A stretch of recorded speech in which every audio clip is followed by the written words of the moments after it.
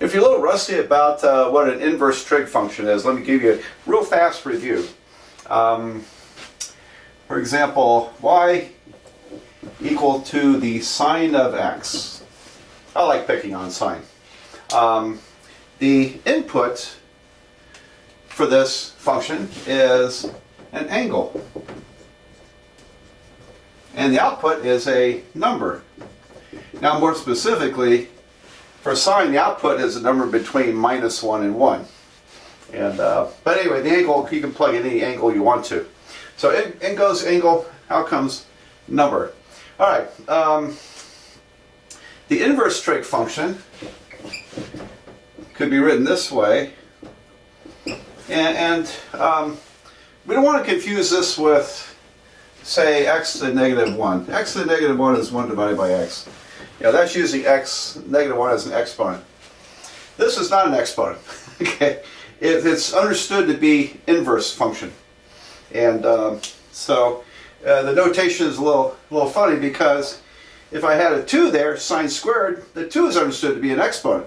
But when you put -1, that's notation for inverse function. So I don't think that was necessarily the best choice, but it is a convenient choice of notation for inverse trig functions.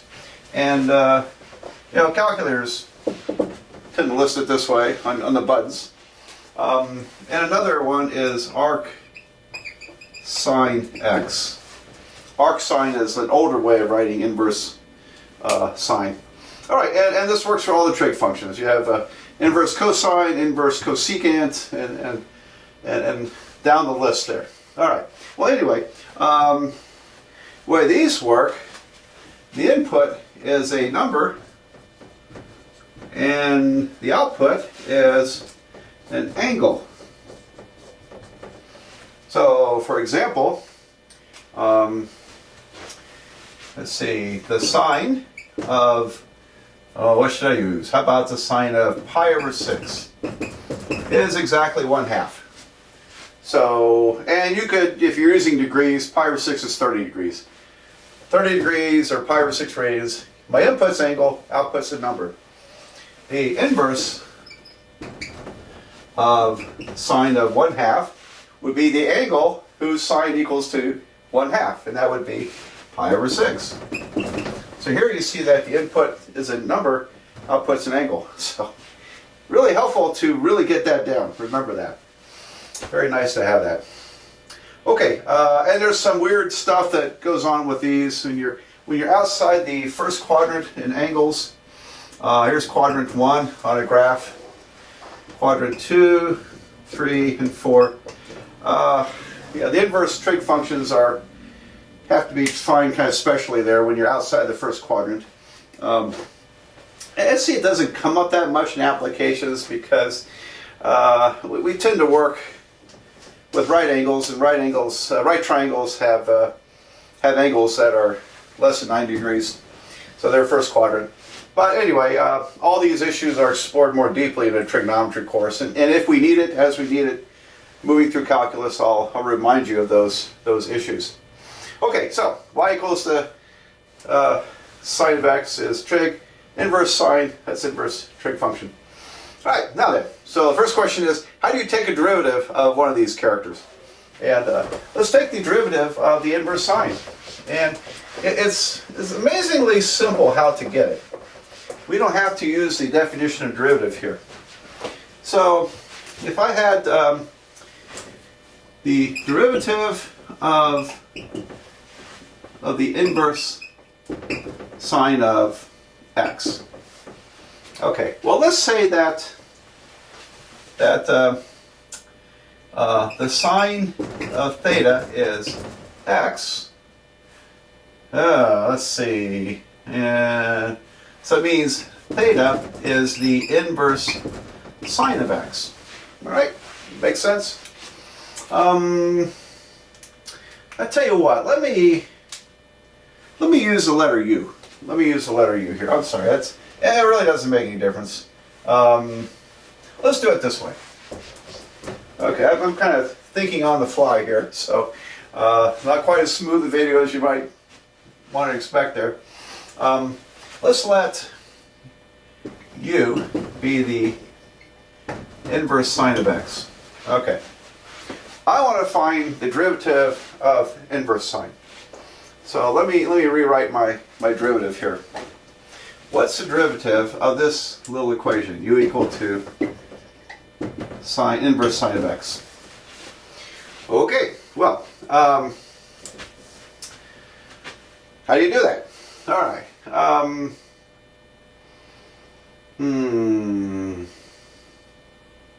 Okay. If I rewrite the equation, and we can, x is the sine of u. All right. X is the sine of u. I could have done this over here. X is the sine of u. So these equations are equivalent. I'm going to take the derivative of this equation because I know how to take the derivative of sine and also x. So this derivative is 1. And derivative of sine is cosine. But it's cosine u, and then because I have a different letter here, we have an implicit derivative. Cosine u du over dx, or let me call it u prime, where u prime is understood to be derivative of u with respect to x. Okay. Now that's what we're looking for, isn't it? We want u prime. The derivative of u is the derivative of the inverse sine. So when I solve for u prime, I'll work over here. U prime is equal to 1 over cosine of u. Oh, that's great. That's great. But what do I do with that? I need to get this back into terms of x. Okay. And this is where a little picture helps. This right here, what does that describe? Okay. Well, if I draw a little right triangle here, and here's my angle u, okay? And it's equal to x. Well, sine is opposite over hypotenuse. And so the sine of u is opposite over hypotenuse. It's x. X divided by 1 is x. That's great. But now I want to know what's the cosine. Well, cosine is adjacent over hypotenuse. So I need to solve for this side. And that's Pythagorean theorem stuff. This ends up being 1 minus x squared.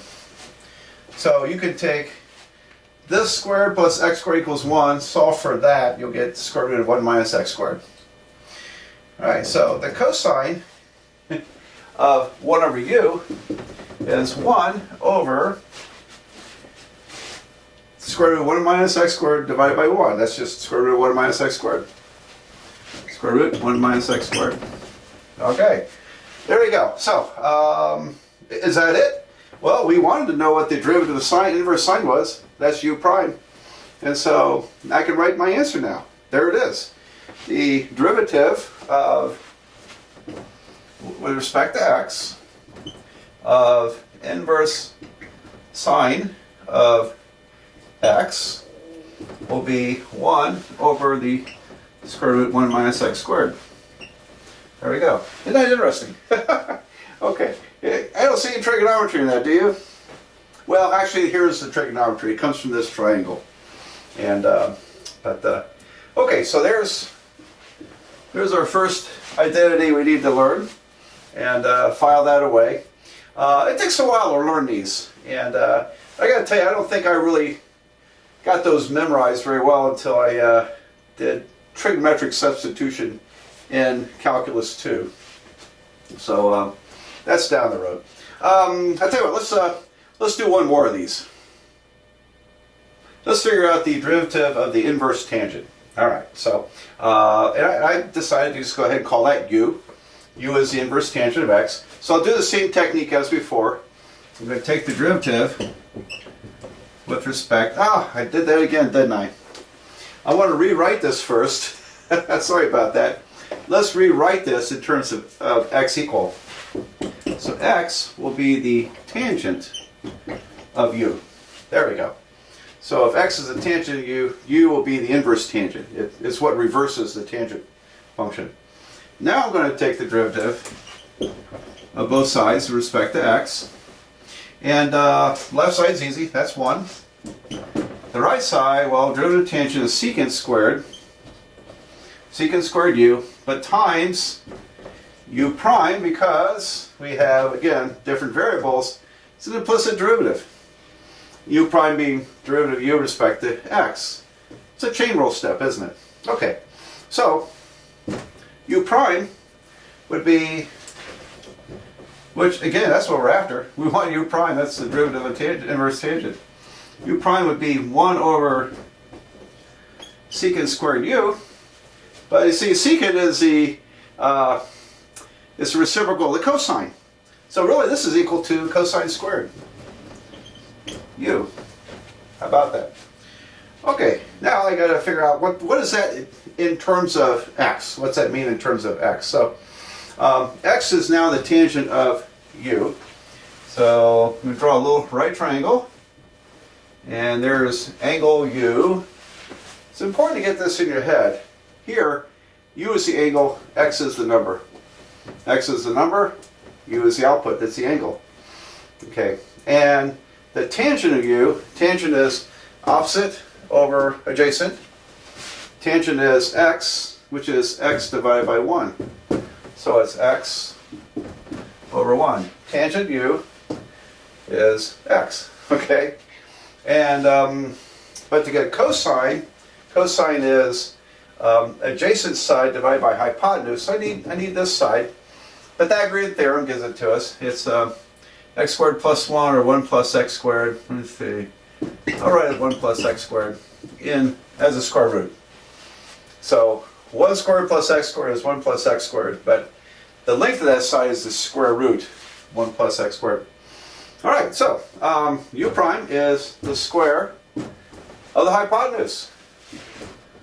It's the square of the square root, which means that in this case, the square root disappears, and we get 1 plus x squared. How about that? So, okay. No, we don't. No, we don't. No, we don't. Boy, I messed that up, didn't I? Okay. You're probably screaming at the screen there. All right, let's fix that. Cosine is 1 over hypotenuse, 1 over square root 1 plus x squared. And then we square it. Okay. I knew it had to be a fraction. And now the square root disappears. So cosine is this divided by that. That disappears, and we have 1 over 1 plus x squared. All right, so somewhere here I should recap this. The derivative of the tangent is 1 over 1 plus x squared. So, all right, I'm going to write out the derivatives of the inverse trig functions here, and it's in whatever textbook you're using, I'm sure. But I'll write them out here for your convenience. All 6 of these present kind of a neat curiosity here. So we just derived this one, and we derived this one. This will be an interesting one for you to derive. The derivative of the inverse secant function is 1 over x times the square root of x squared minus 1. You should try that on your own. It's a good little problem, but it'd be kind of like doing those two. But when you go to the other 3 trig functions, the derivative of the inverse cosine is the negative of the inverse, of the one for inverse sine. And all these are negatives, so the derivative of inverse cotangent is a negative of the inverse tangent function. Cosecant inverse is the negative of the inverse secant function. So we ought to derive one of these. And how about we pick on inverse cosine? But anyway, these are the main ones to remember. And I'm trying to think of, would this be enough to get by on if you didn't remember those? It might be. It might be. Let's see how it is to derive the derivative of the inverse cosine. So I'm going to make some room here. Okay, let's see if we can figure this one out. And maybe there's an easy way to do this. And so, like I did before, I'm going to let u equal to inverse cosine of x. And that means that the x is the cosine of u. All right, so if I take the derivative of everything with respect to x, I get 1 equals to the derivative of cosine is minus sine u, okay, it's a minus sign, and then times u prime. Very good. Okay, so u prime is going to be minus 1 over sine of u. All right. Well, let's see here. Now what? And u prime is the derivative we're after. We have to figure out what sine is. So back to the trig function. I mean the triangle. The triangle where the I want to figure out x equals cosine u. What are the ingredients on that triangle? So u is my angle, and the cosine is x. Cosine is adjacent over hypotenuse, x over 1. So the right side is, using Pythagorean theorem, it's going to be square root of 1 minus x squared. 1 minus x squared. Okay, so 1 divided by sine. Well, sine is square root of 1 minus x squared divided by 1. But I have a negative here, so I get minus 1 over the square root 1 minus x squared.